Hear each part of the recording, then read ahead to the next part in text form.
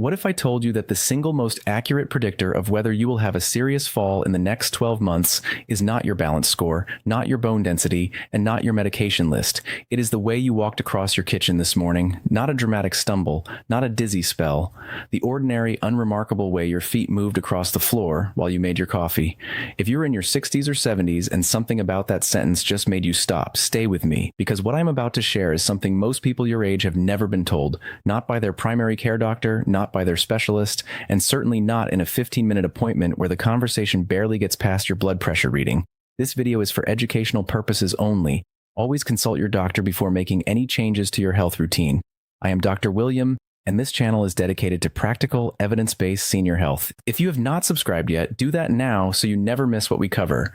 Most people assume the changes in their walk are simply the price of getting older. The steps get shorter, the feet stop lifting the way they used to, the body leans slightly forward, and most doctors accept this and move on. Here is what's actually happening inside your body after 70 years, and it is not what most people think. These changes are not caused by age itself. They are caused by a specific cascade of physiological changes that have been progressing quietly for years, changes in your muscles, your nervous system, and the feedback loop between your brain and your legs. And here is what matters. Every one of those changes responds to the right kind of input. Your body is not done adapting. It is waiting for a reason to adapt differently.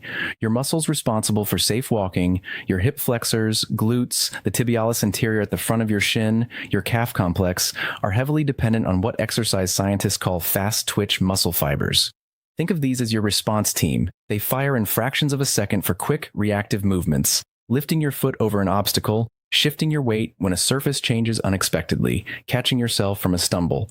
After 60, the body loses fast twitch fibers at roughly 3 times the rate it loses slow twitch fibers.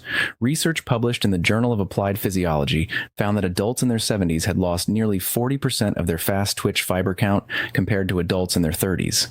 Those are the exact fibers responsible for lifting your foot cleanly with each step, the movement that keeps your toe from catching a rug edge or a door threshold.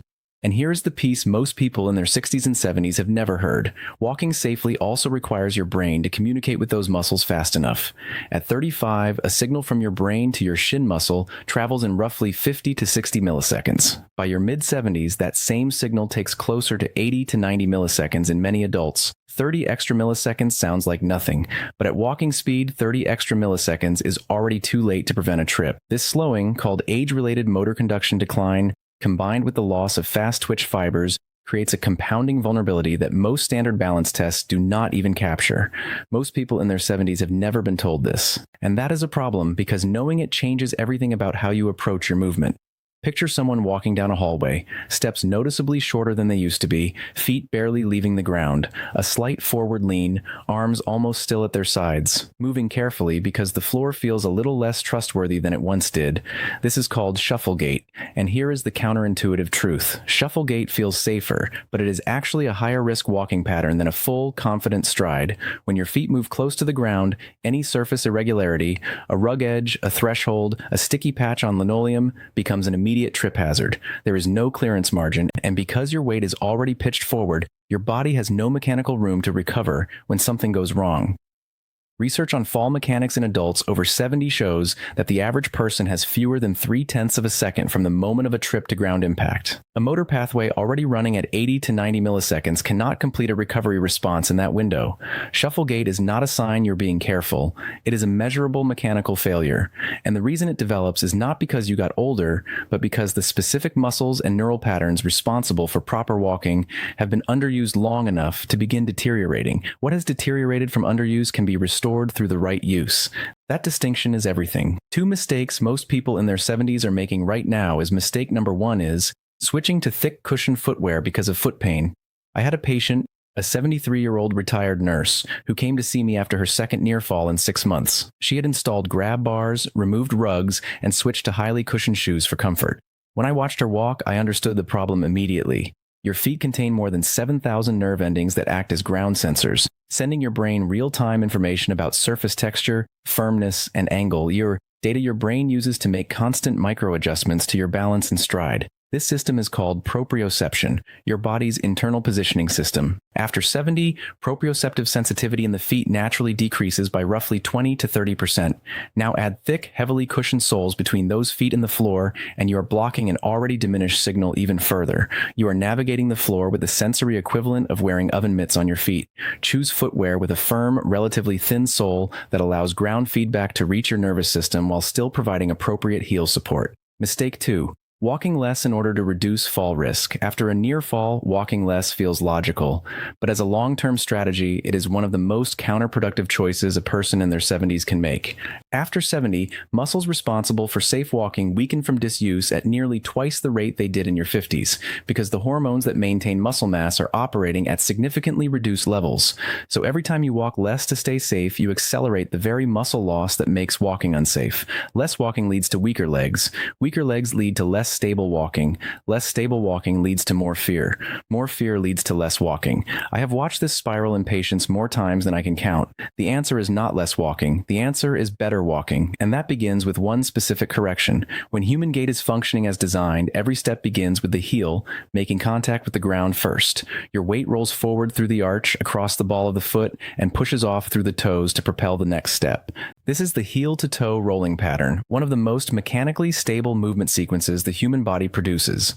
As the hip flexors weaken and balance confidence erodes, the heel strike disappears. The foot starts landing flat, or in more advanced cases, toe first. Steps shorten. The foot barely clears the ground. The body pitches forward, and with every passing month that the heel strike is absent, the muscles responsible for producing it get weaker still because they are simply not being asked to work. It becomes a self-reinforcing cycle of decline. Restoring the heel strike is not a cosmetic correction. When your heel makes proper first contact with the ground, your weight shifts backward and upright, correcting the forward lean. Your step length naturally increases, which improves your stability and forward momentum. Your foot clears the ground properly, which is your primary defense against trips. And your hip flexors, glutes, and core are suddenly recruited to work the way they were designed to, beginning to rebuild the very strength and neural connections responsible for safe movement. Here's the practical part. With each step, reach your heel slightly forward, just a few inches more than you currently do, and let it make contact with the ground first. Feel your weight roll through the foot. Let your toes push off behind you, and lift your foot. Do not slide it. Pick it up, reach it forward, land on the heel. One adjustment, but it triggers a chain reaction that begins working for you, not against you, with every single step from this moment forward. 5 exercises that make the new pattern permanent. These 5 exercises require no gym and no equipment. Done consistently, they produce measurable changes in gait, foot clearance, and fall risk within 2 to 4 weeks. Exercise 1, the conscious heel strike walk. Stand at one end of a clear hallway, one hand lightly on the wall if needed. Walk significantly more slowly than your normal pace, slow enough that you have full conscious control over each step. With every step, think only about your heel. Reach it slightly forward and let it make contact with the ground first. Feel the weight roll through the foot. Feel the toes push off behind you.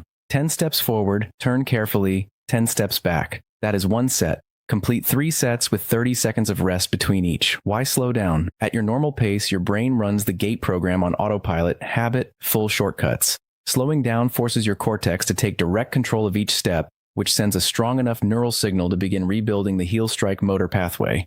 Think of this as reprogramming, not just walking. Exercise 2, the high knee march. One of the most direct consequences of shuffle gait is that the hip flexors, the muscles that lift your leg with each step, weaken progressively from underuse. When they weaken, foot clearance drops. When clearance drops, every threshold in your home is a potential trip. Stand behind a sturdy chair with both hands resting lightly on the back. March in place, lifting your right knee toward your chest as high as you comfortably can. The lift should feel effortful. Lower it with full control. Lift the left knee. 15 repetitions each side, 30 total lifts at a slow, deliberate pace. Control the descent just as carefully as the lift. The eccentric strength built in that controlled lowering is what stabilizes your leg when the foot returns to the ground during real walking. Exercise 3, the stride length walk. Shuffle gait often shrinks your stride to less than half of what it was in your 50s. A shorter stride is an unstable stride. It reduces forward momentum and forces your center of gravity into that forward pitched position. Place 2 small pieces of tape on your hallway floor approximately 18 inches apart. Step forward and aim to land your heel at or just beyond the second mark. Step with the other foot to the same distance. Walk 10 full strides, turn carefully, and walk back. Complete 2 full lengths of the hallway. If 18 inches feels too long, start at 12. The distance matters less than the deliberate habit of reaching that heel forward with intention on every single step exercise. 4. The slow motion walk. At normal pace, habit and momentum mask the exact mechanical failures that make walking dangerous. This exercise removes speed entirely, forcing every muscle in the walking chain to do its full share with no shortcuts allowed. Walk at the slowest pace you can physically manage, each step taking a full 3 to 4 seconds. Lift your foot deliberately. Pause it briefly in the air. Reach the heel forward. Lower it to the floor. Feel the weight shift. Push off through the toes. Walk the full length of your hallway. Turn carefully and return. Complete 2 full lengths. Every wobble you feel is your balance system being actively trained. Every micro-correction your ankle makes is your nervous system rebuilding its real-time responsiveness. The difficulty is not a sign something is wrong. It is a sign the exercise is working. Exercise 5, the controlled obstacle, step over. Place a rolled towel on your hallway floor, roughly 4 to 6 inches high. Walk toward it at a normal, controlled pace. Lift your right foot high, well above the obstacle, and step over. Lift the left foot and clear it completely. Walk a few steps beyond. Turn carefully. Return stepping over the obstacle the other direction. 5 passes each way, 10 total step overs. Lift your foot early before you reach the obstacle, and make a deliberate, confident step. You are training your brain to initiate the clearing response with lead time, which is exactly what the slowed motor conduction of the aging nervous system requires. Safety note, always practice near a wall or sturdy chair. Wear firm-soled, non-slip footwear. If you have had a recent hip or knee replacement, or have been diagnosed with peripheral neuropathy or a vestibular disorder, please modify under professional guidance. Stop immediately if you feel sharp pain or sudden dizziness. A landmark study published in the Journal of the American Geriatric Society tracked over 800 adults between the ages of 70 and 85 over 3 years. The researchers found that gait speed was more predictive of hospitalization and mortality risk than most standard cardiovascular measures, more predictive than resting blood pressure. A reduction in gait speed of just 0.2 of a meter per second was associated with a 34% increase in adverse health outcomes. The way you walk is that powerful a signal. A second study from the Journal of Gerontology specifically examined heel strike pattern and fall incidents in community-dwelling adults over 70.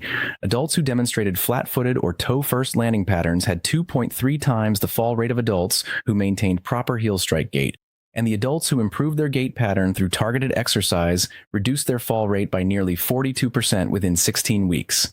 Not after years of therapy, 16 weeks of consistent, specific practice. I also want to tell you about a patient, a 71-year-old retired electrician who came to see me, reluctantly, after his second fall in 3 months. He had convinced himself the falls were flukes. When I showed him camera footage of his own shuffle, heel clearance at less than half an inch with each step, something shifted in him. He was an engineer. He understood systems and faults. I told him, "Your gait system has a specific mechanical fault, and here is the exact repair sequence." He came back 6 weeks later walking measurably differently. Longer stride, full heel contact, feet clearing the floor by more than an inch. He told me it was the first time in 2 years that he had walked through his own house without spending any part of his attention calculating the risk of the next step.